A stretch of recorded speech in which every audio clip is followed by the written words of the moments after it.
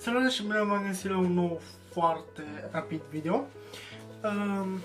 Am văzut acuși o să apară Samsung S7 și Samsung S7 Edge și sunt foarte așa, cum să spun, abia aștept să le apară și să-l cumpăr.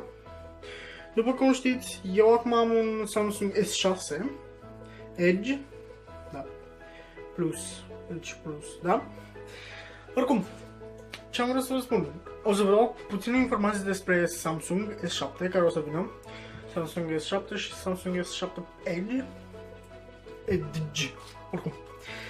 Informațiile sunt așa: Samsung S6 nu are un ecran curbat, ci e un Samsung destul de original. Nu este waterproof, deci rezistă la apă și la praf și chestiile de genul. Apă și praf. Ok. Are un focusing foarte rapid, deci își folosește toți pixelii pentru focusing, a focusa. Adică, de exemplu, dacă fac asta, focusează foarte repede. Și nu vreau să spun că n-am nimic cu iPhone, dar e mai bun decât iPhone S6. Scuze pentru cei care folosiți acolo iPhone și da. Cred că am primit foarte mulți hateri.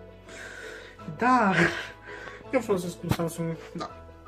Vreau să spun numai că îmi place mai mult, nu înseamnă că S6 nu este deloc bun iPhone-ul, dar mie îmi place mai mult Samsung.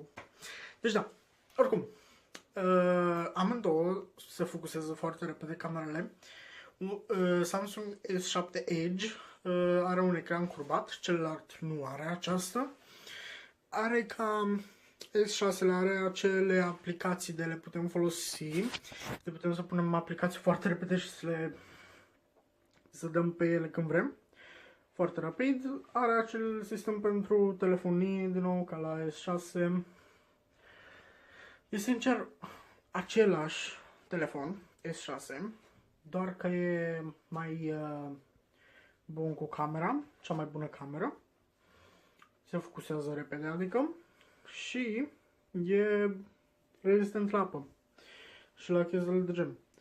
Dacă vreți mai multe informații, cred că am să las un link în descriere de unde m-am uitat eu la un video, chiar acum am găsit un video. Nu este pe YouTube, dar oricum, o să vă las un link în descriere, uitați-vă la acela și vă spune pe scurt în engleză ce conține. Oricum, eu am fost Radono, nu uitați de like, share și subscribe și nu uitați, acesta este un video doar pentru ca a vă informa de S7, care o să-l cumpăr și eu. Da. De fapt, am un abonament care pot să-mi schimb telefon, deci trecem peste asta. Eu am fost Ratonul și da, nu uitați, like, share, subscribe.